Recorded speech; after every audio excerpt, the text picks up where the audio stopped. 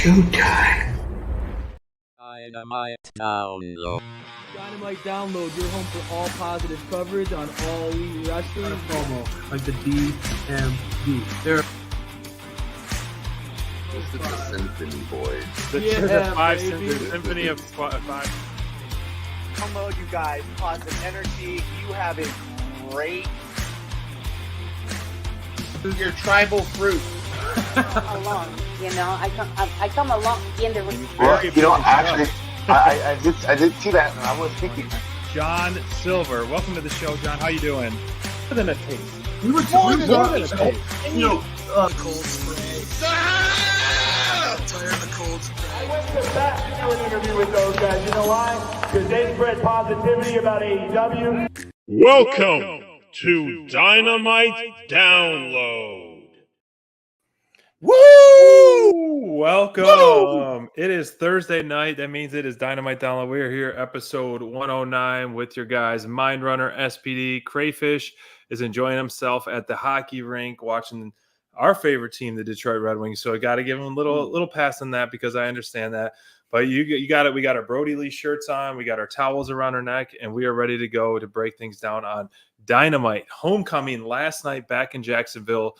You know, Crayfish and I had the opportunity to go down there twice to see two shows in Jacksonville. And during the pandemic era where it was, a fraction of a people. But overall, man, Mind Runner, before we dive into the show, why don't we do what we've been doing? Check on the standings of our draft.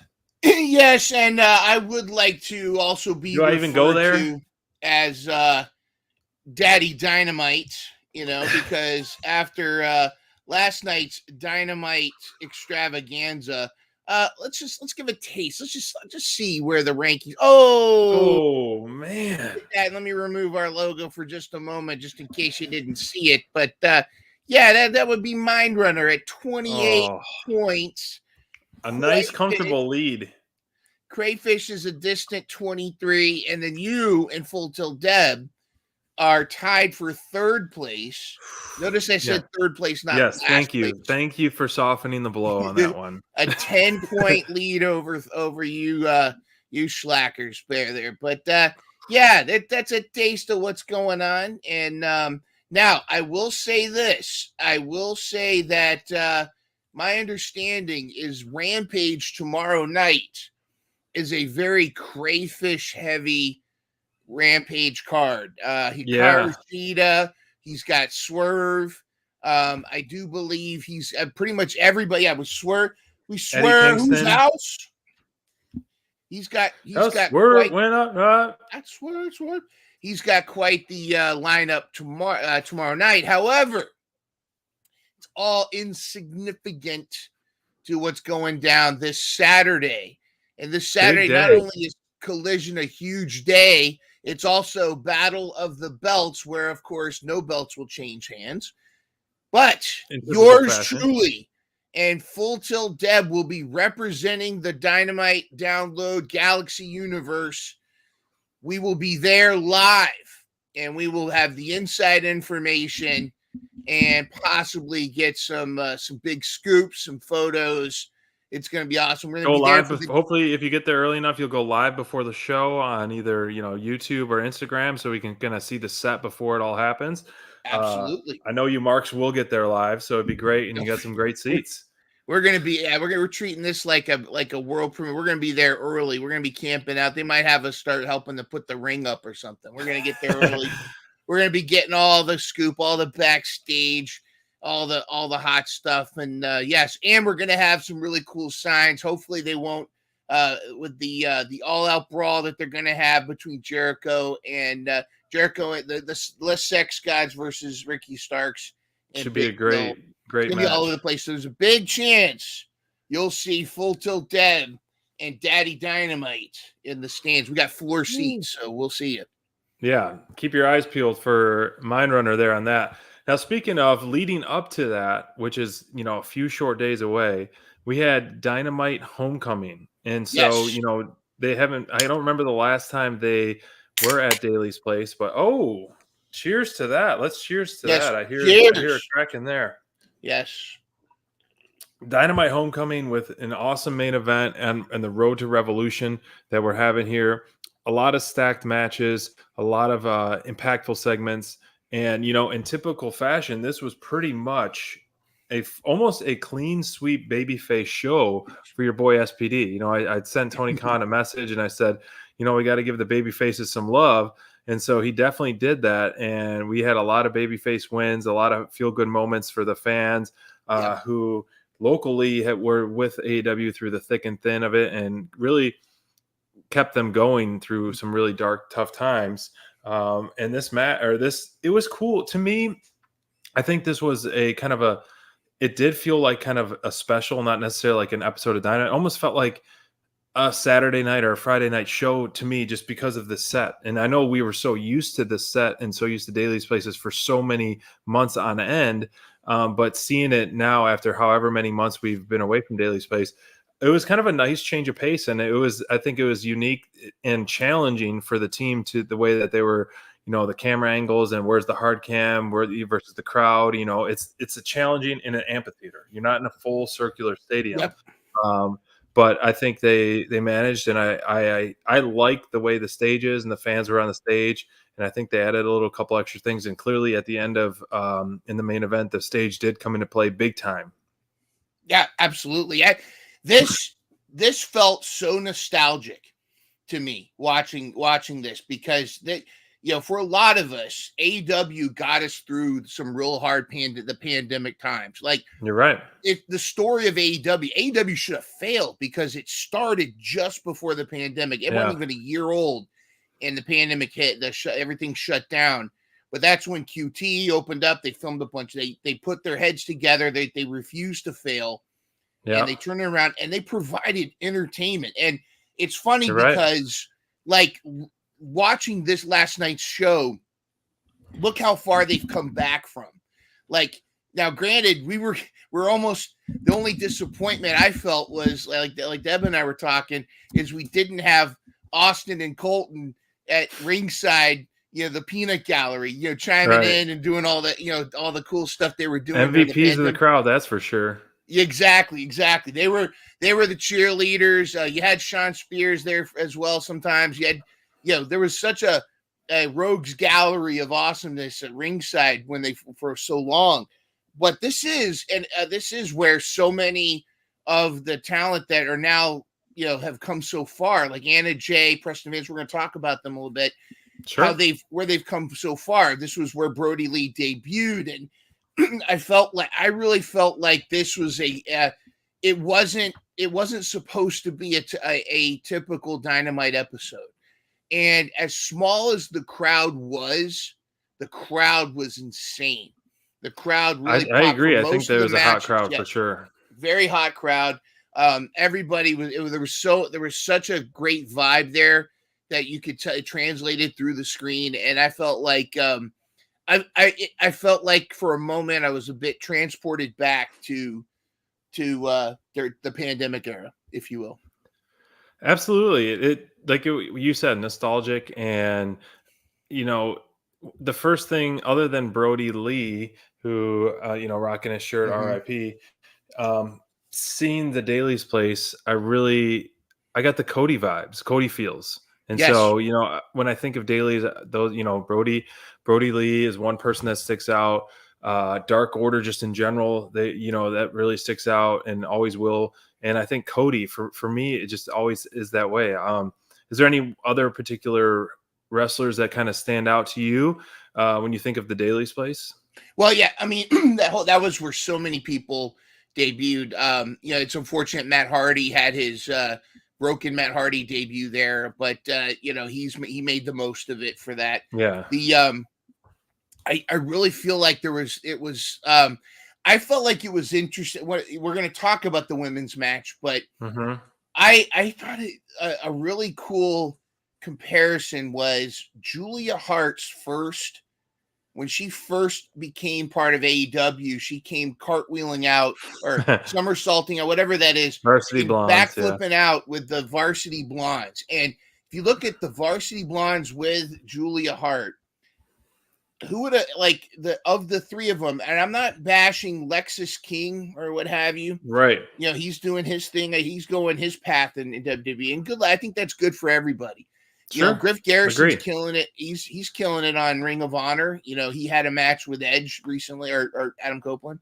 But to see where Julia came from, agreed. You know, and I would have laughed my ass off or butt off if Julia came, like started out in the like she's like in the House of Black, and then takes the hat off and then starts doing the cartwheel, but in like a dark House of Black version of the cheerleader outfit. That would have been hilarious. But just to see, and I also just like with the AEW, you know, if you ask me who my favorite wrestler is in AEW, my answer is yes. Because I like, and it really is that it's the product. Now, granted, I have my favorites. I do, and of course they, you know, Swerve, Kenny, Hangman, Mox. You know, I do have my favorites, but it's the product is what overall is my draw, is the draw for me, and it's the draw for a lot of people because it brought me back as a wrestling fan. So same, I'm right there with you. To me, I think that it was a good homage to the infant stages of what we now know as AEW. So at the same time, it's, you know, it's at a point in the calendar year where it's not like a make or break show, where you have plenty of time to build the road to Revolution, which we definitely had a lot of steps forward. Even being let's just say a feel good babyface, all good guys, girls winning, and giving the people what they want, which I absolutely love. You know, I'll always have that. But it also did, you know, further storylines. And so we'll dive into the champ. You know, this is the first time we're seeing the champ on TV with the new belt. Hence, and no towel. Might I add, no towel with the suit. So I'm keeping my towel. Do you think a towel and a suit go hand in hand, or do you think the towel is strictly for shirtless Joe? It's for shirtless Joe, because let's be honest, that's his sweat counter. He sweats because he's working all the time. But this was cool because this was further that Joe we saw when he was smoking the cigar, drinking the scotch. Great promos. And, you know, the promo we saw before. This is, and again, look, it's not the BBB anymore, unless it's the black black belt. You know, the black belt. But it's this is how you present your champion, and I felt like it was great. This whole segment was a pop fest for me, because and the crowd. Did you hear the crowd popping for Joe? Joe. He's an easy guy to root for, heel or babyface, just the way he carries himself, and that's kind of been his MO for, you know, kind of that stone coldish kind of that do my own thing, you know, walk my own path and type of way, kind of like, you know, Wardlow has been kind of starting to, or has been doing in AEW as well. But Joe is, even what he says, it's not in your typical baby or your heel fashion where MJF, when he was like prime heel, undercutting the sweat hogs, the crowd, or like what Christian Cage is doing. Joe is just a heel kind of naturally, just being like this angry guy and this like mission oriented guy. But at the same time, us marks and us fans love that. And so it's going to be interesting. The whole time he was talking, I was like, man, this is such a nice breath of fresh air. I liked MJF's run, and I think he deserved the length, being the longest person, and the work he put in and the growth in his career and his character and everything. But this breath of fresh air with Joe, man, it is igniting that title. And I think the way he's cutting these promos is just top notch, and he's going to challenge and uplift so many members of the AEW roster being the champ. Speaking of which, there were 3 challengers that came out there. Now, first of all, I think this guy's our pick. He may not do it this soon, but our pick to dethrone Joe, I think we all kind of think that whose house? Swerve house. Woo, I swerve when I drive. You better know we're going to be swerving, even if he's not there.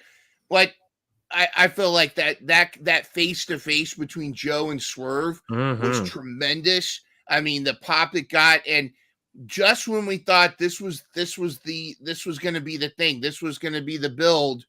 Yep. We hear the Hangers music hit. Hangman comes out with full stash. Yep. Excellent stash. Gets right in there, and it's like, and again, this the history between him and Swerve. A lot of people are comparing Swerve and Hangman to Rock and Stone Cold. Like they're gonna be the Rock and Stone Cold of AEW. I don't know if it's fair to compare that, but I do think that's gonna be a feud. I think that's gonna be long standing. I think there's gonna be years of them where and I'm okay with it because they've brought the house down, no pun intended, every single time that they fought. Yep. Where do you see this going with all the challengers in the pool? Let's, Hook and Samoa Joe aside. Yeah. What do you see happening? I've seen some rumors online and some kind of predictions of a possible triple threat match at Revolution with Swerve, Hangman, and Samoa Joe. Like, what do you think's gonna happen? Bro, I don't know, man, because we're sitting here last night thinking, are they gonna book a triple threat match between Joe, Swerve, and Hanger at Norfolk this for Collision? That would have been so great. We were about to. I mean, we were getting very comfortable with that, but it sounds like when the Hook signal came up, we can talk about that. We realize that's gonna be next week. I don't think. Here's what I think. I think that it is going to be a triple threat, but I think that that's how you protect the other two guys. Like Samoa's going to retain, but like that's the advantage of a triple threat match or a 4-way is when there's a belt on the line. Is you can kind of there's always that question. There was never a 1-on-1, so. Who like Swerve can later on, Swerve can come back and say, hey, face me 1-on-1, no Hangman involved, and it could do something like that. I do like Bobby's prediction. I like Bobby saying that he would like to see Samoa Joe Hangman. I think either combination. I think it's solid, but I also agree with the Raz. I don't see Swerve taking it off of them the first try. And that's why I think a triple threat is ideal, because Swerve can always go, Joe, you never beat me 1-on-1. Right. And do his teeth thing and be like 1-on-1, face me, and then you could go from there. And it may not be Joe that Swerve defeats to get the belt. Swerve may lose it to someone else. I don't know if it would be Hangman either, though. But this is definitely compelling. It's probably the most compelling that the title situation's been in for a while. Or they make them go head to head to create a number one contender. I feel like that's been there, done that though, because they should have, like, they drank each other's blood. I mean, at this point, what more do you want? What's next level after that? I mean, well, dead or alive. You never know, but there's still meat on the bones. I thought that was kind of done and over with, but after when Hangman came back a couple weeks ago, I still felt like, okay, the crowd reaction. Listen to the crowd. Like, there is meat on the bones with those two guys going toe to toe. So I don't know where they go with it. Maybe they do a triple threat, or maybe there's a fourth person in mind. So it's like MJF did that, and he did a fatal 4-way as well. So that way, Joe pins that fourth member, whoever's in the feud. Hangman and Swerve are battling it out, leads to another match, buys more time for Joe to have some great title defenses, and then eventually you still have that seed that's been planted where Swerve's going to take the title away from Joe at Wembley. That's where I predict it. But so you can have a fatal 4-way. Swerve and Hangman don't get pinned. Then Hangman gets his 1-on-1 opportunity. Joe beats Hangman. Credible, awesome former champ. Down the line, you have Swerve, who's due for next. Maybe some other guys get in the way in the meantime, but you just slow build that.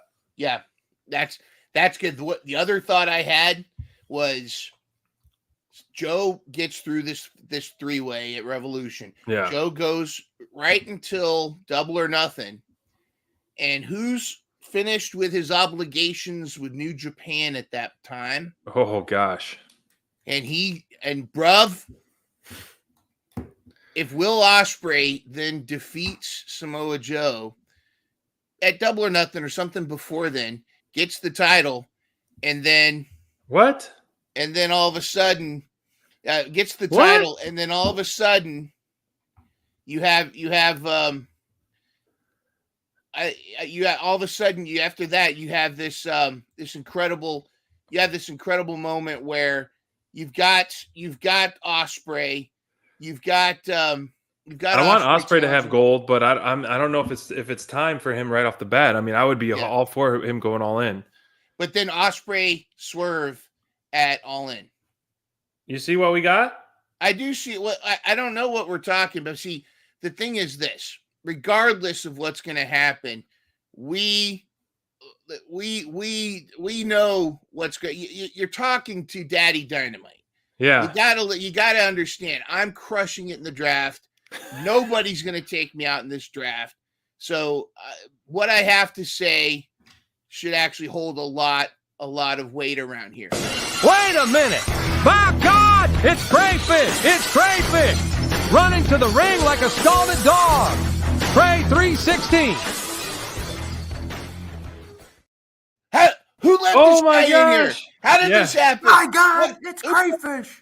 I love that intro every time. I'm actually going to just come late every time just so you can do that intro. I think that's what you did on purpose here. Yeah. Well, so I was listening to you guys on the way, and I just wanted to, I appreciated the vibe that you guys were setting. You are right that it did feel like kind of an homage, and I know SPD, you sent me some pictures of our time together when we went to Daly's place, and I could understand one of my frustrations was, with the camera working, you guys set the tone. You are right; it was a very different venue, very different vibe. And I'm excited to join you guys after talking about I left it off when you guys were talking about my guy, Samoa Joe, feuding with another draft pick, Swerve, and how much you guys want to see my guy dethrone my guy. And I just was really enjoying that conversation. I'll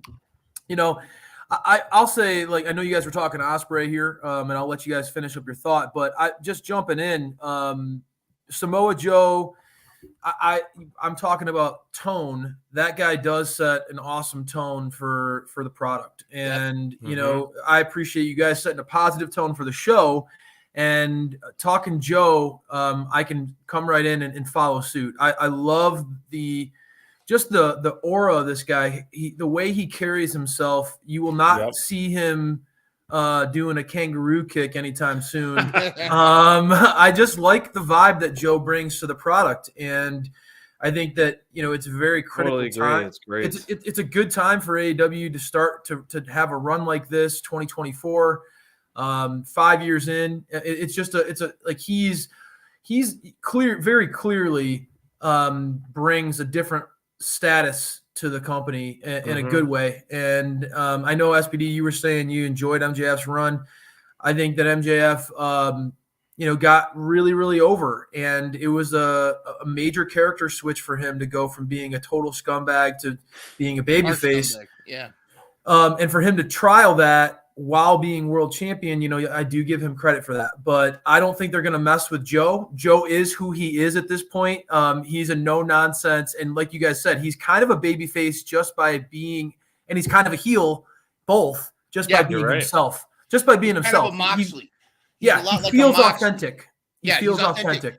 And just think about, was it 2 years ago, he's sitting at WrestleMania in the rain on the commentary desk, and now look at him.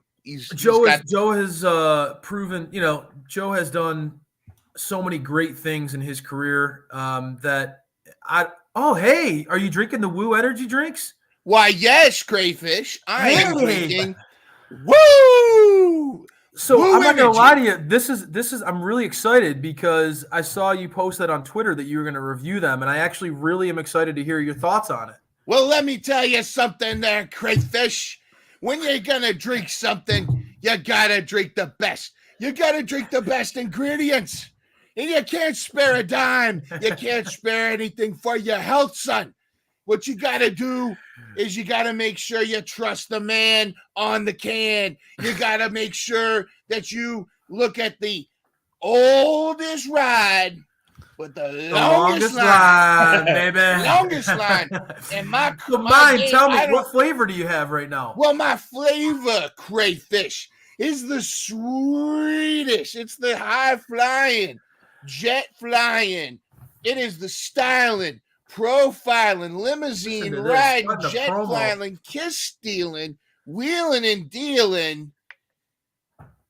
Dragon fruit. Okay, dragon fruit with lion's mane. Woo! That won't sound like he's pumped up. He's ready to go. It is. It's got lion's I know mane. you were going through a variety of different characters. I know it sounded like Dusty a little there. Irish at one point. I thought I heard a little Drew McIntyre at some point. Yeah, probably. That's Scottish to me. So the lion's mane is supposed to be the supplement that's really a big deal in that, right? Yeah, it's lion. They're pushing they say mushroom blend. Mushrooms. Lion's that's the big mane. thing. Yes. I drink mushroom coffee. Yeah, it's got caffeine, extract, mushroom extract, yellow number 5. I don't know, all kinds of stuff. But the dragon fruit is very tasty. Yeah, I feel like out of we got the variety pack, and throughout tonight, I shall be test driving all 3.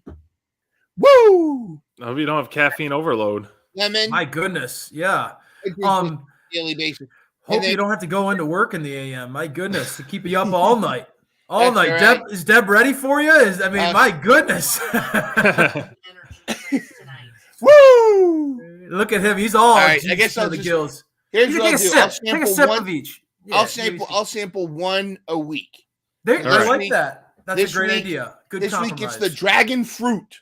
Woo! I feel like pink is a nice, solid flavor when you're talking about stuff. I mean, I'm a big pink Starburst fan. Big fan of pink Starburst. So, and what is it? Can you describe it? Can you describe it? Well, give us it tastes like if dragons had fruit growing on. Okay, if dragons like the had fruit of a dragon. I like it. Actually, if you ever, on a serious note, if you ever had haichus, have you ever had the haichu candies? They're these old chewable. Yeah, I think they're Korean, or they might be Japanese or Korean. I'm not sure, but they have dragon fruit is one of the flavors that they have, and it tastes a lot like a the dragon fruit, like that candy. That's fantastic. All right, I like it, man. Thanks for sharing. Would you drink that over like a standard? Would you? Oh, this kicks Red Bull's ass. This is delicious. Actually, clip that. It's better than a Monster in a drink. Speaking of the Nate boys, let's get back on track for some Dynamite stuff. Yes. All right. You guys both picked these guys, or Crayfish, a portion Sting of and Darby. Yeah, I picked both, but I can't pick, Sting obviously. For top performer of the night of Dynamite. The main event, you guys, still a lot to talk about, but the main event, a tornado tag team match between Sting and Darby Allin with Takeshita and Hobbs. The feud that's been going on a couple weeks, Darby's been thrown around a lot, got thrown around again, unfortunately here pretty much, but I really enjoyed this match, and I was kind of nervous, the tornado tag with 2 really good guys in the ring, big guys in the ring with Takeshita and Hobbs with Sting, but Sting definitely held his own. I mean, he's consistently held his own. The guy is, he's immortal. I don't know what he is. I mean, he's the icon, baby. He is the icon for a reason. He's doing some amazing stuff on this road to Revolution to have the biggest cherry on top of an amazing, epic career that probably will never be repeated. But I like the way this ended. As we talked about earlier in the show, just the stage, the way it played in effect to this match, it was the benefit of that. And so the benefit of the close stage, the benefit of what we saw in the finish, really they played into it really well with the Daily's Place. And so these guys, both of them, Sting and Darby, I'm like, man, they're just hopefully they can stay healthy on the road to Revolution. I don't know how many more matches they got on their belt, but before we talk about post-match antics, what did you guys think of the main event of Dynamite last night? I mean, it's dangerous when you're more worried about Darby than you are about Sting or even Ric Flair. And Ric Flair, he had a couple of his moments, like when he got it. I was a little worried about him when he was trying to get out of the ring. It looked like he was struggling a little bit. Yeah. When he had that one chop.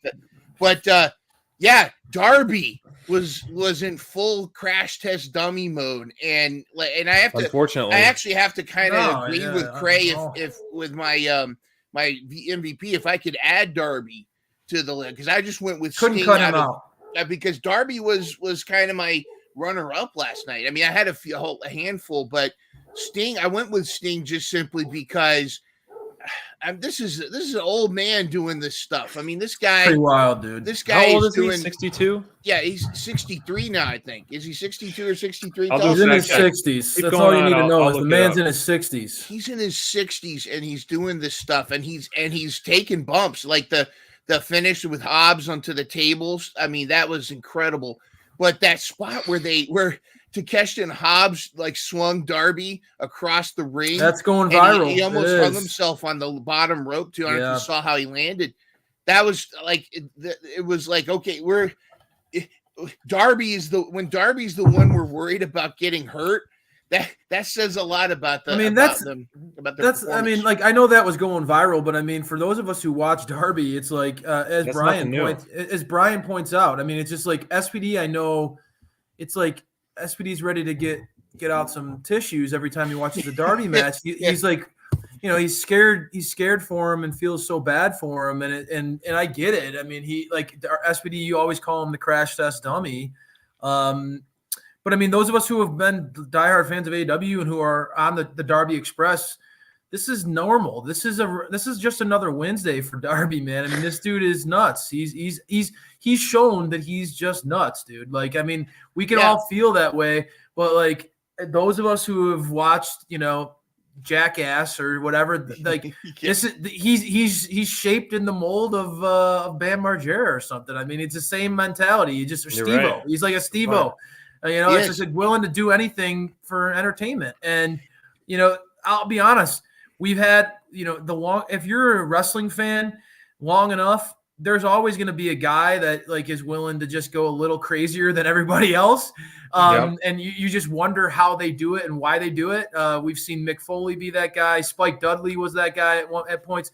Mm-hmm. Darby Allin is this generation's version of that. I mean, this dude is just nuts, and he never surprises me. He somehow takes things like this where, his face smacks a steel cable and bends his head, and he just, shrugs it off. No big deal. I would have loved to see Darby Allin versus 2001 Jeff Hardy. Like, that's a great example too. Or 2001 Rob Van Dam. Like, those are like, can you imagine? Yeah. And here's what's interesting about Darby, and I'll ask you guys this from a cringe standpoint. What is more of a nail? Like he does all this stuff and rarely does he get any color. Like almost like he's good at it. You ever see him bleed? Now, granted, he gets his paint all over everybody, but true. Like you never see him bleed. Whereas Moxley, he'll bleed on the way to the ring. But it's like, but a lot of people, it's like they're getting color. You don't necessarily, and I'm not saying there isn't a time and place for color because I think there is, but I almost feel like Darby shows that you don't need to have to get color to make the match feel intense. And that's one thing I really love about Darby is that he does that. Yeah. I mean, Darby doesn't need color, but there are probably a handful of moments every single match where you're just like, is this dude going to make it out? Is he going to be able to walk after this one? Like, so I mean, I hope he lives I hope that a long there's not life, a lot of wrestlers who do what he yeah. does. Yeah, he's not the example for everybody else, and that's why he's so polarizing. Is because, like if you're an old school guy, you're just like, dude, I don't want some kid to come up in the business and think that they have to do what that they have to do what Darby does to get over. Exactly. But Crayfish, I got the answer. The reason Darby can hold all this is because he drinks the woo energy. He drinks the dragon fruit every morning with his Wheaties. He gets out there and he gets there, baby. He drinks the woo. I would love to see Dusty Rhodes cut a woo promo. Talking about Darby, Sting is 64 years old. One of the iconic Even older than we thought. Ouch moments, yeah. Mhm. Was that Brian Cage Darby moment where he literally had him pressed over and threw him onto the announce table. He threw him, it felt like, or looked like 50 feet.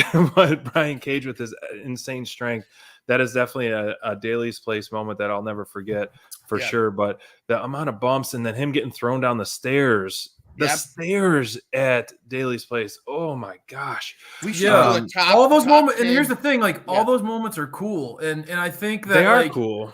and I just like some of the reaction on Twitter is like, there's so many babies that are just like, oh my gosh, is he going to be okay? It's just like, dude, if you like wrestling, the dude's just awesome. Like, why not just react like, holy shit, like we used to when we were younger? Like, whatever, like, why are we so soft where we can't just be like, damn, this dude's freaking awesome, you know? Just like, why can't we just pop for him instead of having to be so, I don't know. I mean, the dude is the thing. Clearly, he has incredible body control because he has done things, like you said, get thrown down an entire flight of stairs and been okay.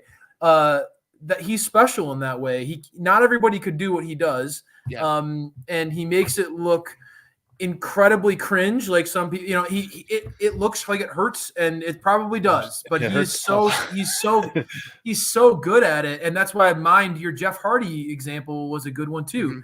You know, think about what that guy did in his heyday, like jumping off 40-foot ladders. I mean, the dude was insane, and you wouldn't want everybody to do what he did. But that's why Jeff Hardy was special, and that's why Darby is special. That's why I couldn't keep him out of my top performers. But yeah, I mean, Sting, the fact that he's doing this at this stage, it's clear like these guys are pulling out all the stops to make this last run for Sting memorable. And I think the fans should just get on board. Like, don't get so worried. Just enjoy this ride. I think Stinger and Darby are clearly dedicated. They're gonna do everything. And now that the Bucks came out, if we're getting heel Bucks against, here we go. This is what I wanted to talk about. I mean, guys, if we're getting heel Bucks, that's the best version of the Bucks, and I think it's going to be a lot of fun watching them be dirtbags. I love this, man. As a huge mark for mustaches and a huge mark for super kicks, a huge mark for danglies. This is a home run, triple sweep for SPD. The Bucks back in town I'm so happy for that. And for this to be the last match with Sting and Darby Allin at Revolution, I think it fits perfect. I honestly think it's great. You know, we got the resurgence and the new Bucks coming back. They look like absolute. They look great. Yeah, they do look great. They look great in a hilarious, you know, cocky way. Exactly what they need to be right now. They didn't say a word. Yes, they didn't say a word. Their mustaches said it all. The mustaches did the talking. And just to kind of clarify, because there's a lot of garbage on Twitter and oh god, cesspool. Just to be clear, because this is official from Fightful Select, Sean Ross Sapp, no crap. It is official. This is what Sting wanted. Sting requested the Bucks for his final match. He didn't. This isn't something good for him pushing. This isn't the Elite pushing this. This was Sting's request. So if anybody's trying to say that this is you're doing Sting wrong, this is how Sting wants to go out, and we did right exactly. Yeah. A picture's worth 1,000 words. Like, look at this. Four are worth 4,000. Dude, I'm gonna get this outfit for one of the shows. It's fantastic. Deep V, great mustache, look. Great look. Suit. Love it. Love it. Looks fantastic. We need Gray and SPD to dress like Matt and next show we go to, we should Crayfish. Yeah. So Mindrunner, to piggyback on what you were just talking about, how do you feel? Do you think this is the right decision? Are you excited for this match? Do you think it will be a great farewell for Sting? I didn't even know I wanted this match until I heard the Young Bucks music last night. And when I heard the Young Bucks music, I'm like, yes. And I think you and I were talking about you were sharing on offline in our back channel that image of Matt Jackson doing the "I'm sorry, I love you" doing the Shawn Michaels spot with Ric Flair. I could see something like that happening. I think it's tremendous, and I think it says a lot. It says a lot about that's kind of Sting's blessing to them. You know, that's a Sting had his choice of anybody to go out on, and he's that's the Legends thing is they always go out on their back. You know, you always want to put over the next guy, or you want to put over the future. And I think that's kind of Sting's way of acknowledging what the Bucks have done. And I'm all for it. It's going to be incredible. It's the Bucks. It's Darby. They're good. And if anybody proved he can hang, good. if anybody proved that a 60-year-old man can hang with a Hobbs and Takeshita, he can hang. We didn't give enough, and we didn't give enough props to the other side of that tag team in the main event because I honestly did walk away from that main event thinking Takeshita he's the real deal, guys. I mean, I like that dude. I think he's got a lot of upside. He's getting some great push. Yeah, big time. His matches are fun to watch. He's a big physical guy who's sharp, who's crisp. He reminds me of like a young Kenny Omega. He honestly does. He's that good. So, I mean, I'm very impressed by him, and I think that our praise for Hobbs goes on. You know, you don't need to say anything about that big fella. I do wish that they would get fully behind him. You know, him eating the pin was controversial too, but he'll have his spotlight. He had a nice title run. Pin though. Yeah, I mean, it was through a tape. Got a scorpion death drop from. Yeah, exactly. So no hate, man. The guy's a big fella, and he's definitely. I think all of us see he's a big guy that is in a group setting with Takeshita. He clearly stands out as a gem of the Don Callis family to me. When you have a guy like Kyle behind him, and you have Takeshita. Hobbs feels like the most established of those guys who could be really the big, powerful force of that group. So I do think that the Don Callis family has something going for it, and I like that. But no, getting back to this, man, the pay-per-view match, the Bucks, I think that they're a perfect opponent, right? I think they're gonna in this version, you're still gonna have your Bucks fans who will be out there and support them, right? Like SPD. But they will also have a naturally built-in heat, like heel heat, because one, they're going against Sting potentially, as his retirement, and they could beat him believably, right? And two, like they already have that heel EVP heat too coming in. There's so many people that like the Bucks are super controversial, so the match is going to get a lot of reaction. It's going to be a lot of fun, and what we could do is going into that match, it's like, okay, to your point, Mind, how is Sting going to go out, right? Is he going to go out on his backs and put the Bucks over, or is he going to go out on top and put Darby over and let Darby get the win, get the pin, get the big moment? So it's like you could go into that match saying like it's believable. It's believable either way, either side winning, and that makes it fun, right? That makes the matchups fun, and the stories that could come out of either one of those decisions is fun too. Do the Bucks maybe go on a legend killer type of run where they try to, because there's been a lot of like stuff about them with the Hardys lately on Twitter and all that. Yeah. Do they then pivot from retiring Sting to then they want to retire the Hardys and they have a feud with them, right? Like there are ideas that could come out of either decision. Obviously, if Darby gets the win and beats the Bucks, man, that would be a huge moment for his career. Another tip of the cap. It's just a very interesting story building into Revolution. I think that that's one that Tony and AEW have that is going to keep fans interested. The Bucks coming out last night was a really great ending. It's a shame that not enough people saw it. Yeah. And that was one of my disappointments. And it was obvious. I felt this way at points watching the show. The trend of ratings last night was very clear. They started out at over 1 million. For Claudio and Hangman, and they slowly declined to 630 something when Sting drops Hobbs through 2 tables. It's just a shame. It's a shame that the ratings slowly declined through the night. But here's the thing about ratings, though, is that the ratings really aren't going to. The ratings matter and the demos matter, but they're on TBS and TNT. They're if those networks, if Turner and all of them are worried about AEW, they would, and if they canceled them, what are they going to put on? Young Sheldon? Are they going to put on, you know what I mean? Like, I understand the rating. It's sad that more eyes should be on it, but it's my point wasn't about necessarily that, Mind. It was more like, it's a shame that Sting is 64 and drops off like drops off like a railing Yeah. through 2 tables for the Concrete, fewest amount for the fewest amount of eyeballs that the product saw last night, right? Like that was the bummer to me.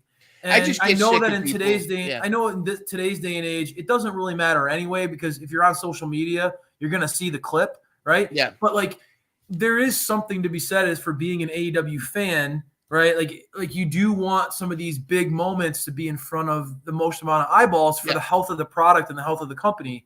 And I was a little bummed that the show started. I mean, I like Claudio, but the Claudio Hangman match, there was a significant drop off as that match went on. And I think that was a much slower match than most people were anticipating. So just being fair, I think that was a part of the show that, unfortunately led to fewer eyeballs getting on big moments like this. And I hope that AEW can quickly pivot back next week. I think Tony does need to focus and deliver in these upcoming shows, guys. I mean, what he did on Twitter is not the behavior of most,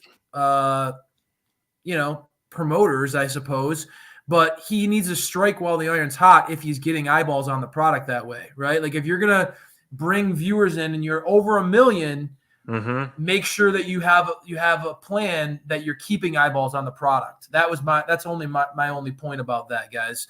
I think the Stinger, this build next week, as we go into Rampage, clearly I'm excited. I have a lot of guys that are going to be on that show.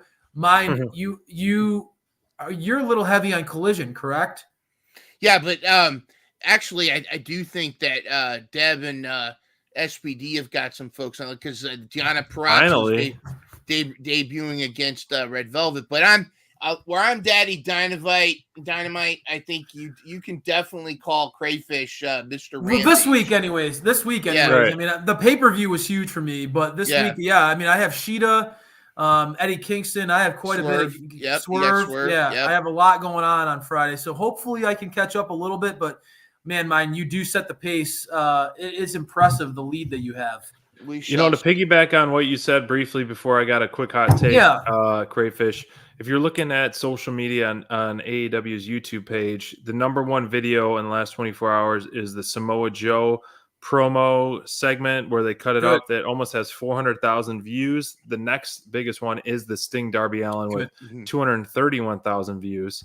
And below that is ones that are over 100,000 less. So clearly those huge two difference. have huge difference. So eyes are getting on it with the social media, but yeah, you make a valid point on that. Are you guys sweating? It's getting, the temperature seems like it's rising. It feels like it's getting a little hot in here.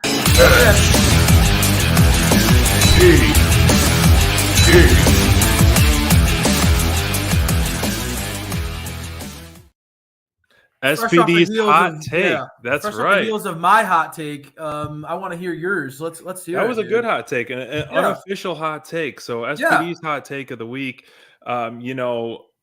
I was thinking a lot about this. It's how I would book Thunder Rosa. And so my hot take is, as we know, actually, Dynamite Download has been a huge supporter, huge fan of Thunder Rosa, really since her dark days and early days in AEW. And so I think that is definitely one of the core AEW talents that we have been behind 100% with Thunder Rosa. Yep. And so, her absence was missed dearly, not only by us, but obviously the whole AEW fan base. Mm-hmm. And so for her surprise reappearance a few weeks ago on Collision to come to the aid of Abaddon and then have that match at the pay-per-view, or have that match and then another match tonight at Daly's place where she really kind of put her name on the map in wrestling even more so, and really cement her legacy in AEW with the lights out match and the fuse with DMD at Daly's place. Thunder Rosa needs to be pushed to the top quickly. Yeah, man. And it's showed in that match where there is 8 core talent of AEW women's division last night on Dynamite, and which we'll talk about, but it showed that she is the cream of the crop when it comes to the core of the division, and leaps and bounds, not necessarily leaps and bounds. She's ahead above most in the division. And I think she really needs to be pushed that way. I don't know. Early on, we're seeing a little bit here and there. I do miss her old music. That's another discussion. I agree. Discussion for another time. I think it confused but the everybody. biggest thing is she needs to be pushed to the moon. Whether that be versus Toni Storm or Julia Hart. I think it kind of makes sense to go the Julia Hart way currently based on storylines, and they've already shared a ring recently. Julia Hart kind of played that running away from Thunder Rosa a little bit last night, so there's a little bit of seed planning, whether it be intentional or unintentional or not. The Toni Storm storylines that are going on with her are working great, not involving anyone that was in the ring last night. So Thunder Rosa, if they do not push her to the top quickly, it will be the biggest miss that we will have so far in 2024. Very well said. Very well said. That is, thank you. I mean, that is watching last night, that she was clearly, and now that we're talking about it, she was top performer material if she had more time. But the limited time that Thunder Rosa, even when she's on the apron, man, I mean, she's just she has an energy about her, a hype about her. And I agree with you. I think heading towards Julia Hart is the right way to go. A little more serious tone to Julia Hart's character, allowing Toni Storm to still be over the top and have her stuff. Very smart point. And they clearly have a rising star on their hands with Julia Hart. Agree. I think that getting in-ring time with a vet like Thunder Rosa will be good for her. And as a fan, I think you nailed it. Her offense, SPD, the way her drop kicks, her strikes, we've talked about it so often. So crisp and so clean. She's just a real joy to watch in the ring, mind. And I know that you've always been so crisp and so clean. We won't get a copyright strike on that. No, absolutely great. And she was tremendous. She's a superstar. And it was like I had like 5 different MVPs for that night, and Thunder was definitely one of them.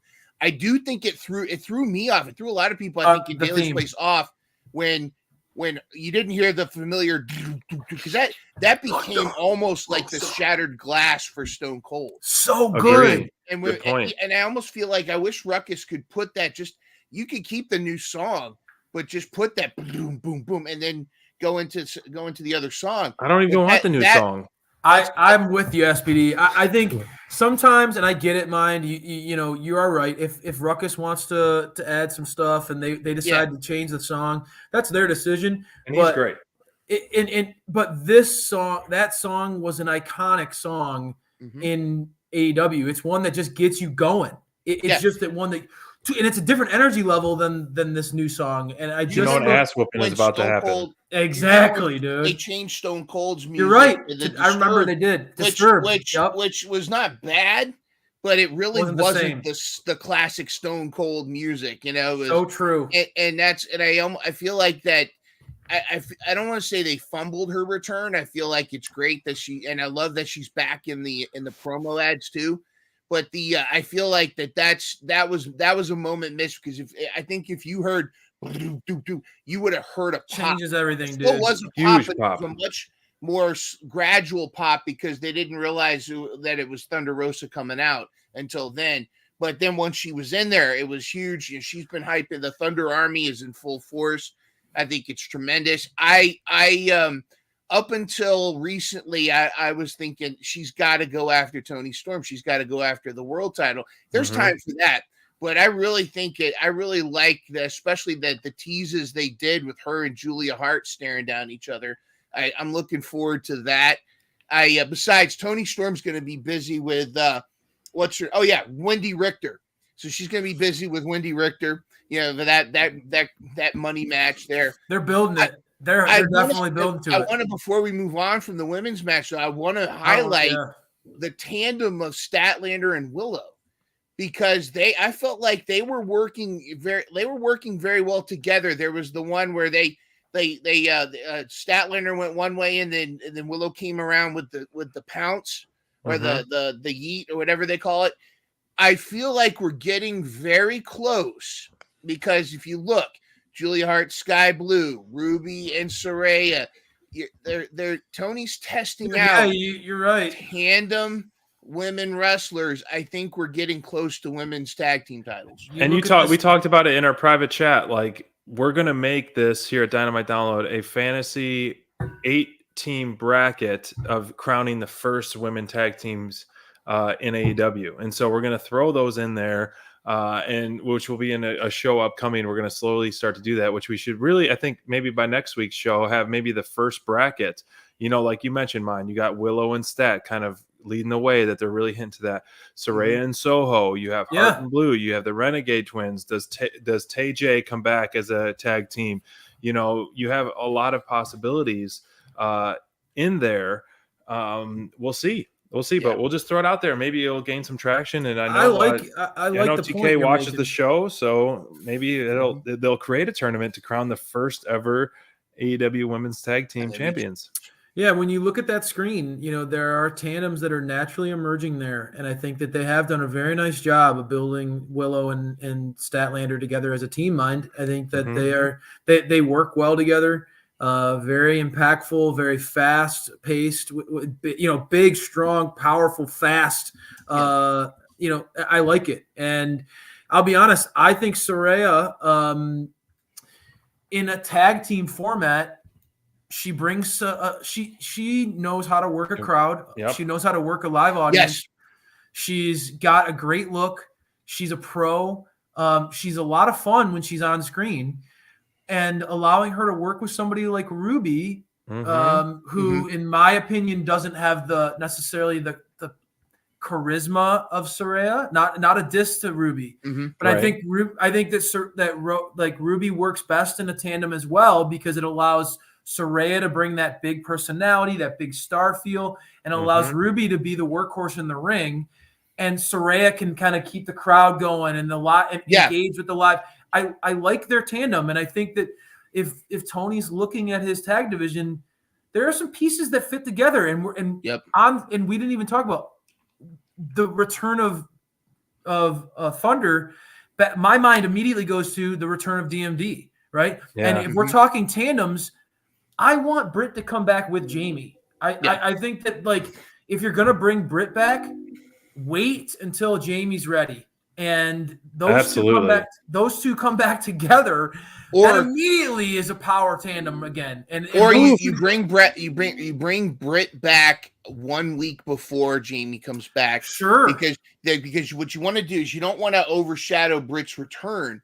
You want to get those pop payoffs. I actually agree, but what you do is you bring Britt back, she gets involved, whatever feud you're going to put her in, and then when she comes out again, she gets in trouble, she gets ganged up on, and then Hayter hits hard. And I don't know if you guys have seen the internet, but have you seen the guns on Jamie Hayter right now? She looks jacked, out of her mind. It's insane. Yeah. Well, that's another thing.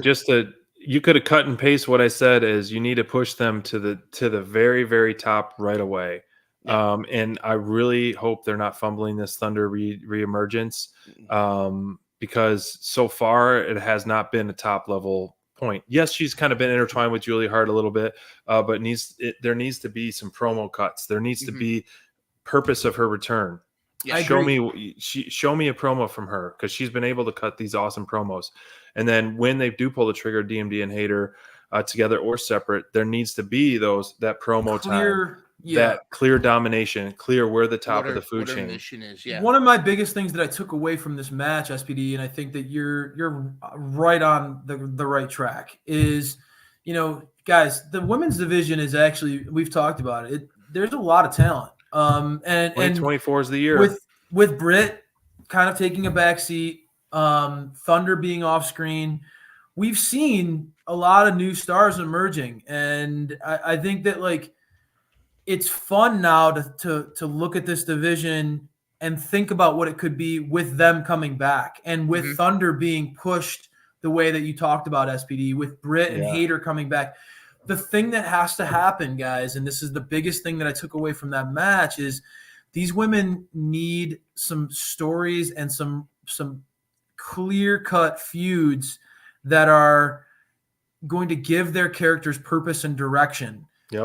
Because they have the talent. There is some really good, interesting players. There are some really good, interesting players in this division. they really desperately need the time, SPD, like you said, and some story. I really think that there's some upside potential here. Thunder is a blast to watch in the ring.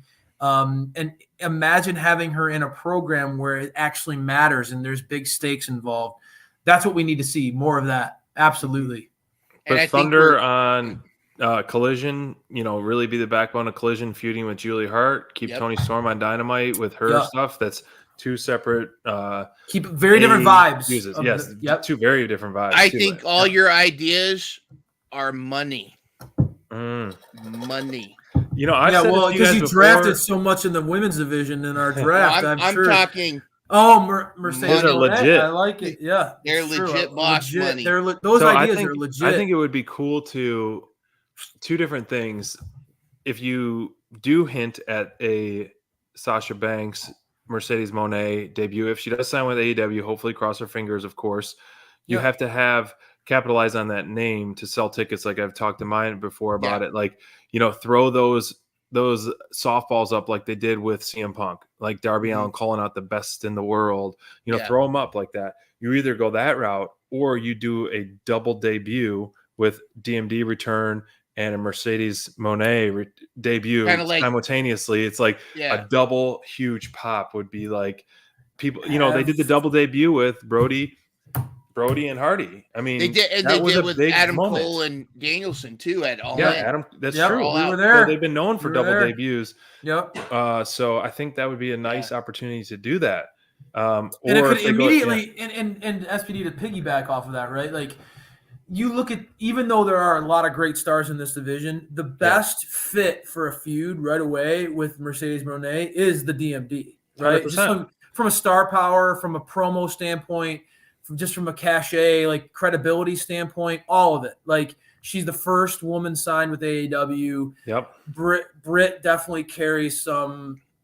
She's like the Charlotte of WWE, of AEW in a lot of ways, and I know you love Charlotte, SPD. She's great in the sense that, like, to me, she's like a cornerstone piece of that division, and she sets the bar for me. And so I think star power. Britt walks into a feud right away with Mercedes Moné, who is one of my favorites in the last 10, 15 years in women's wrestling. Those two on a marquee, that's a big deal. You put DMD Britt Baker versus Mercedes Moné on a marquee. That's a big deal. That's a pay-per-view headlining match. I mean, that is legitimately a top of a pay-per-view type of match. And just real quick, I'll let you jump in, mine, but I really do think that the idea that SPD plants here is it automatically sets Britt up where she's had all this time off. She's used to being the big star. She gets the pop, and then Mercedes Moné decides to debut and trumps her. Pisses Britt off, right? Gives Britt. You don't even go here. Yeah. Immediate motivation for Britt to say, like, I was off all this time and I finally come back, and then you come and you try to trump me in my own house. Good point. I would do it in Pittsburgh even. Shit, I would make Britt like just get so pissed. I would be that gives her the babyface pop, and then the instant heel turn where we love her most as a heel. Now here's what I think. You book Britt versus Mercedes Moné for Double or Nothing. Yeah. But for All In, I think it needs to be Saraya versus Mercedes Moné, because the story about Saraya going out in WWE, it was because of Sasha Banks breaking the neck. There's that whole and both Saraya and Mercedes Moné have mentioned running that back for that very storyline. That's a marquee too, just the name alone. That's a great point. I like that, and I think. Obviously, no, that's a really good point. And both of those women have, stakes to the claim of as far as being women who have ushered in a revolution of women's pro wrestling, right? So they could both, from a star power standpoint, that's a huge one. My mind right away went to what Bobby was thinking was, man, think about Jamie Hayter getting an opportunity like that in England. She would be hugely over in that scenario. And from an in-ring standpoint too, Jamie would bring it. Almost it would be, I would kind of dig that matchup just because Jamie brings that powerhouse vibe. When you put that in Mhm. against the Mercedes, who's a little smaller, a little quicker, I like that kind of cat and mouse game that those two could have together. Mhm. I think that would be a phenomenal matchup, man. I think that those two would kill it. Absolutely. It'd be tremendous. Do we have time to talk about Starks and Guevara? Yeah, let's talk about it real quick, and then we'll wrap things up. But I really hope that we're looking into a crystal ball, because this is Love the hot take, SPD. Thank you. This is much Started much a really needed, good conversation. much needed in the division that has had so many ups and downs over the past 5 years in AEW, where we've seen so much potential and so much growth, and then we've seen, it's like take one step forward, take two steps back sometimes. I think 2024, the year of 2024, could really be a huge stepping stone for the women's division in AEW, and I'm hopeful for it. Mm-hmm. I agree. Mind Runner, Ricky Starks versus Sammy Guevara. All right, my guy came out on top. He did. Not necessarily always for 50-50 booking, but I almost feel like this is an indicator. I mean, the real indicator is that this tag match is for the tag team title on Battle of the Belts, where no title changes hands anyways on Battle of the Belts. But I really feel like that, this Starks Guevara, I almost feel like, let me ask you guys, I almost feel like the fans, I personally, I love all the guys involved in this. I think Ricky Starks and Big Bill are tremendous together. I'm a big Sammy fan. I'm a big Jericho fan. But I almost feel from the heel face balance is inverted here. I almost feel like Ricky and Big Bill are kind of the faces in this, really. Whereas Sam, I mean, not how they're being portrayed. Right. But I like, as far as fan reaction, and again, all the foolishness on social media and what have you aside, that's we don't it does impact worry it, about unfortunately, that. but yeah, it does impact it. Unfortunately, It just does. feels like it's so hard for Jericho to get over right now. Unfortunately, and it's not necessarily even his fault. I don't know. Yes or no? I don't know. You can't. Whatever happened, and we don't know that, but the smear campaign that's happened it's just been hard for him as an on-screen character to get over, and it does severely impact this build. It feels like it was sabotaged in some ways, because I do think that Jericho and Sammy versus Ricky Starks and Big Bill could have gotten over had none of this stuff happened on social. But for me, I just feel like you said, Mind, it's really an uphill battle for Sammy and Jericho to get face reactions right now, especially going against guys who are this charismatic. I mean, Ricky Starks is a charisma magnet. He's a very popular dude, and this was a tough one. It did feel like Sammy works better too. I think is kind of like that, like smarmy dipshit heel type. I don't know. His offense, yes, it's going to get crowd pops because it's so he does a lot of big spots. But I do kind of see what you mean. I think that this feud feels topsy-turvy a little bit. Yeah. Do you think it impacted the match at all, Mind? I think so. I think because there were spots that I think they were expecting a cheer. I mean, granted, Sammy, all the spots that Sammy does, because he's crazy, Yeah. But I do think that sometimes I think that, of course, some people are saying that they played the Judas music long on purpose so they could drown out any potential boos. I think that they need to play the Judas song during the tag match. Just have it go the whole time. Just like they did with the Moxley music. Yeah. I think that would be tremendous. But I worry about Ricky. Ricky needs a lot more cred. I mean, granted, I feel like the tag titles this is great for him, but like I think there's a lot more people rooting for Ricky. He's hard to boo. Where Sammy, there's a lot of people that like to boo him, but I love that Sammy takes the boos, but then goes in the ring and it shuts him up with his moves. With wins all him his over. Stuff. Yep, that's true. I think your point is valid, and I also try to say here that like this was a pivot. This was a pivot that AEW had to make. It was not their original plan. This was supposed to be the Golden Jets against Ricky and Big Bill, and I think that would have been a very different build, and it had been a different feel to it. Kenny is one of the absolute top stars in the industry, and they spent a lot of time building up the Jericho and Kenny alliance. Those two guys have so much history. They're both top guys. It just would have felt different, right? And that's no slight on Sammy, but I do think that like we have to be cognizant that this was a pivot, and Big Bill and Starks against the Golden Jets definitely has a different feel to it than the Sex Gods, right? You could argue that Ricky getting the tag team belts was a pivot too, because originally Ricky's feud was supposed to be with CM Punk. It's a good point, man. That was supposed to be his CM Punk's next feud, and then when CM Punk was out, Ricky was kind of like, "All right, y'all, what do I do? What do I do? You know, where do I go?" And I think that was some of AEW's best things are their pivots or their happy accidents. I mean, that's true, man. The Tony Storm thing, seemed like it just kind of evolved. So mine, how do you make this a happy accident then, right? Like, how do you make the pivot to Jericho and Sammy instead of Jericho and Omega? Give them the belts, baby. I like it, SPD. Go ahead. What would you do? You would give those guys the belts?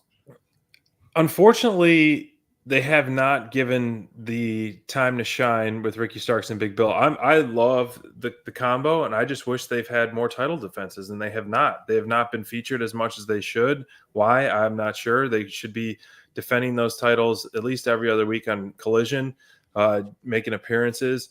But since they beat, one of the GOATs, FTR, which is quite a notch in anybody's belt, they haven't really had that many defenses.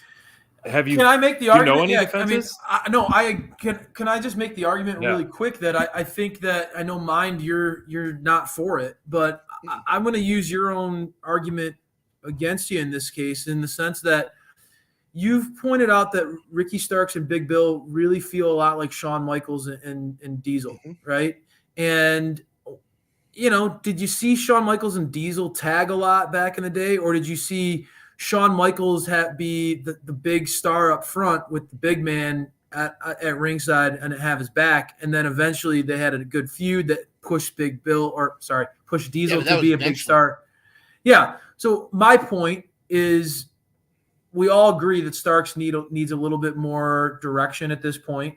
That this was a pivot in his career because of what happened with Punk.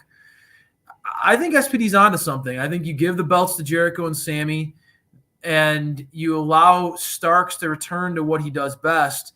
Although I really like Big Bill. I think the guy is great. I think that he works really well as a support piece to Starks, kind of helping Starks feel like he could be that top guy as a single star. Me personally, right? I think that having Big Bill return more to the enforcer role for Starks in his career would be good for his run in AEW. And I'd like to see Starks return back to more of that singles role for him. He and Big Bill fit well together. I don't want them to break up. I just want him going after Orange Cassidy's belt. Please, yes, please. That would be great. Anybody. Yeah. That would be fantastic. And I think that would actually be mine. That's a great suggestion, because that would be a guy who could win. Yep. Yeah. You protect Orange Cassidy because Big Bill helped Ricky get the gold. And that's a great point. Orange Cassidy has been a guy who has overcome all the odds. Allow Big Bill to be that guy who helped put Starks over the top. It then cements their relationship, their friendship, that it gives Big Bill that more of a rub and an importance to the dynamic. But then it also allows Starks to be, and I think Starks is one of the few characters in AEW who could beat or a guy like Orange Cassidy and get a big pop, right? Mm-hmm. Like the live fans love Orange Cassidy. He gets a great reaction. Having him lose to somebody like Ricky, I think everybody's happy in the end, right? The people who want to see the belt get off of Orange Cassidy get a guy who they're like, okay, thank God very different appeal with Ricky Starks. And then the people who are Orange Cassidy fans aren't so bummed out because it's like, well, Ricky's great too. Most people love Ricky. It's just a nice feel good transition. I love that idea of mine. Continental belt or international belt. Championship. Continental How many title defenses? So the Starks and Big Bill won the titles October 7th. How many title defenses do you think they've had? 2. Hold up fingers on your one hand. I'll do 3.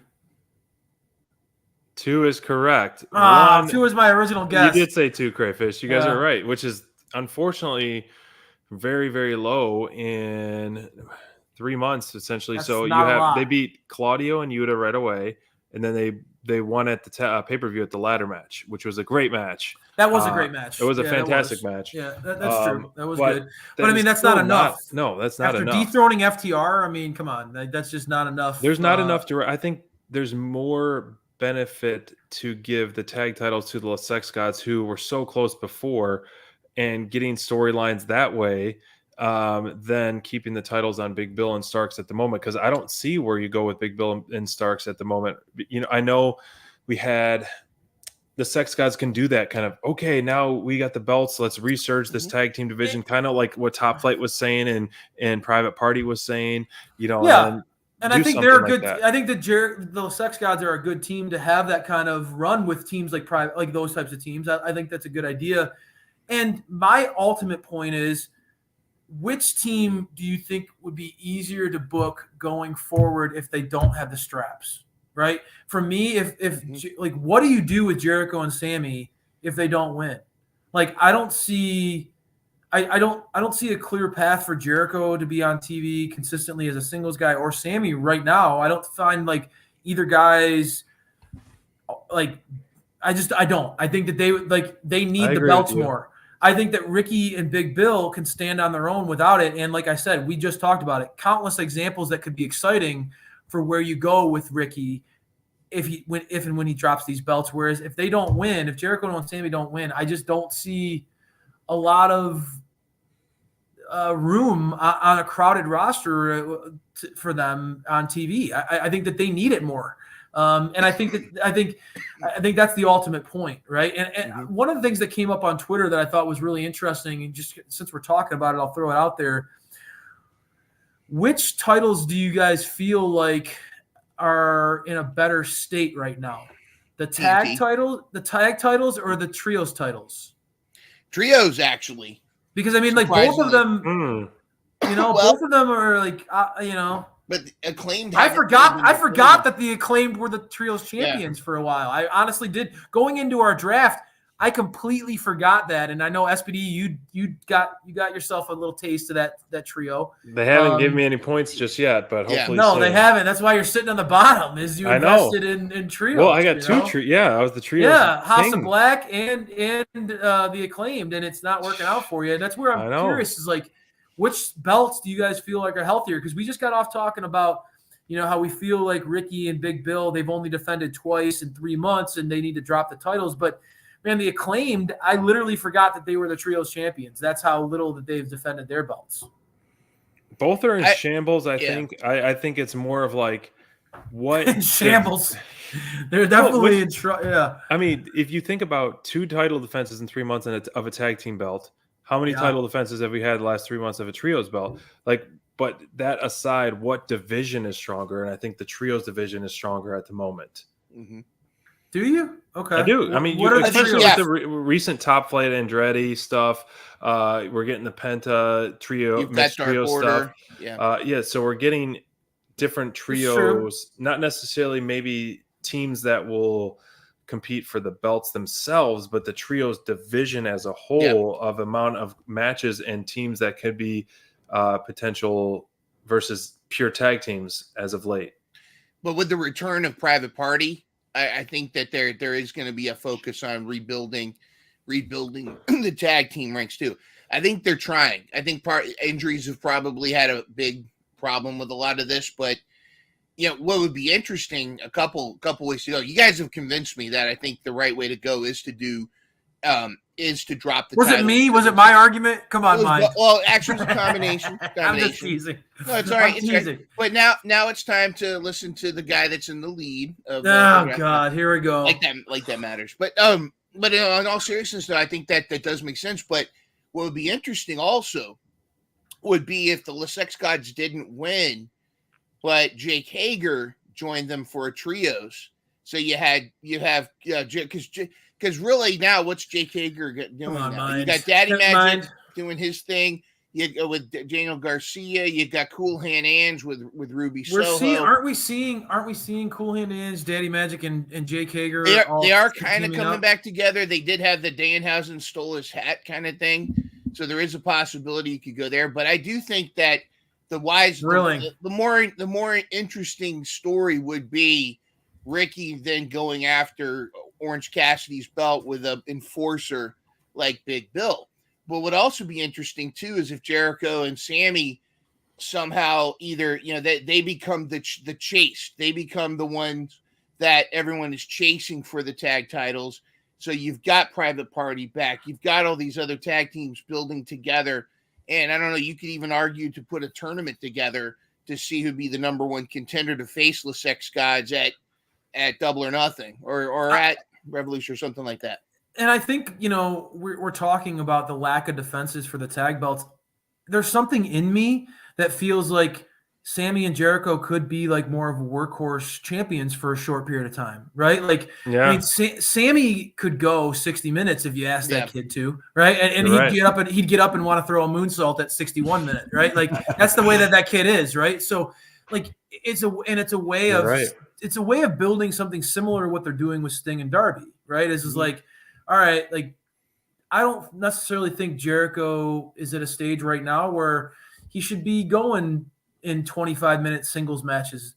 Not to say he couldn't, but like Sting could do a solo match if he wanted to. I think like you go in the direction of like, let Sammy be Jericho's workhorse, right? Like let these guys and let Sammy benefit from, Jericho's charisma, because Sammy on his own, we've seen he is best with Jericho at this stage of his career. It's not to say that he can't get there, because I do like Sammy a lot. But I think at this stage of his champ. Yeah, I think at this stage of his career, he would benefit a lot from having a tag title run with Chris. I think that he would. I think that like it would be good for his career, especially coming back from paternity leave, kind of get himself established again, win some matches, get out there, not be forced to be the guy who's cutting promos and having a singles feud. Let him and Jericho run with the belts for a little bit, and I guarantee you they would defend it more, and I think it would be fun. I think that would be good for them. And again, it would be believable to see Private Party pull off an upset against them one night, right? Like if you want to keep that kind of vibe going, are you going to sit here and tell me that you don't think that like the Kingdom, there's a handful of teams that could emerge and challenge them, like it just, so me personally, I think that works best for everybody. And I'm looking forward to it because I have them on my team. They're my only tag team on my team. And I'm looking forward to a nice run like the Cope for the tag belts. Let's start racking up those points, baby. Yeah. Now when Crayfish tells me that he wants me to take a dive in the draft point system here, I'm going to give him the same look that Wardlow gave Adam Cole when Adam Cole said that Wardlow's going to drop the title. He's going to win it for us. Mine. That's good. That's good. I mean, Wardlow, you need to take some pointers. That was good. Damn, Craig, you do have Sammy and Chris. I'm looking at your team. Yeah. My only tag team. And look at this, guys. All I'm going to say is Joe, the main event scene, Joe, Swerve, Hook, got them all. Eddie. Joe is the current champ. Then Christian is my TNT champ. You don't have Hangman, though. Oh, that's the old. Hold on, that's the old. Think about the title. Think about the champions that we're going to have on my team. I'm going to have the tag team champions, the world champion, the TNT champion, the continental champion. I just bring them all home, baby. I love it. There's the new Crayfish right there. Look at that. Yeah. And, how can we talk about returns and tag team? I want the Outcasts. I want the Outcasts to win the women's tag belts that haven't even debuted yet. Bring them all home. And the Professor. You got the Professor also. Yeah, exactly. We talked about Thunder Rosa getting pushed, and man, guys, I know I spent a draft pick relatively high on Deeb in our supplemental draft, but I am so in on her vignettes right now. I am hooked, dude. Yep. I am so hooked in her presentation.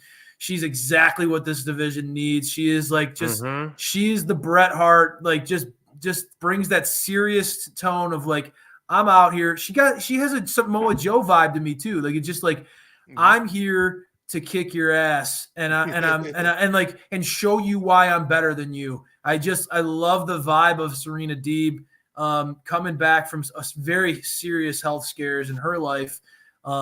She's a testimony too of like you could be like the most athletic person, the most fit person in the whole world, and then have some freak stuff happen to you where you can like life-threatening stuff.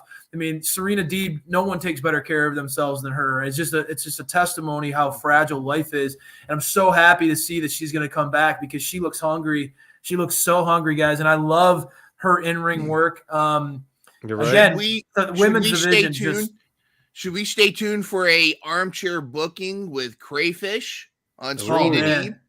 Oh my gosh, dude! Just think about all the hype we've been having tonight, solely talking about the women's division. Man. You're right. Like Thunder Rosa, the DMD, Jamie Hayter, like we got Julia Hart. All of this stuff is so much fun. Mercedes Moné. I mean, there's a lot. I mean, the women's division right now, guys, is exciting. It genuinely is. 100%. It's I think has the potential, and we didn't even really talk much about Deanna. It's just a lot going on in this division, man. I really think that it's in some ways more exciting than what we have going on in some of the singles and the men's stuff, to be honest. Like, there's a lot of potential, untapped potential in that division right now. Big time. Lot to digest, lot to talk about, and we're going to end it there on tonight's Dynamite Download episode 109. Thank you, Crayfish, for chiming in. Woo! Coming in bud. For the late run in there. It was a great chat and a lot of food for thought to, continue this conversation throughout the week. And, got some hot takes, and we'll see what pans out on Collision this weekend. A couple Rampage. Do not skip over Rampage. Do not skip over Rampage. It's going to be a huge Rampage. It's going to be my favorite Rampage ever. I can't wait. Trump. It's going to be huge. Rampage. It's going to be huge. I walked in and said, wow, this is huge. Yeah, I cannot huge wait. For your team, but who knows? I mean, like I said, you guys, we got two months till Revolution. It's still a marathon. Give me one or two trios wins from House of Black. I'm just right back in there. That's a three-point match out of me. You're right. But guys, it's been awesome. Great talking to you all. We're going to wrap things up for Dynamite Download episode 109, and we will see you all next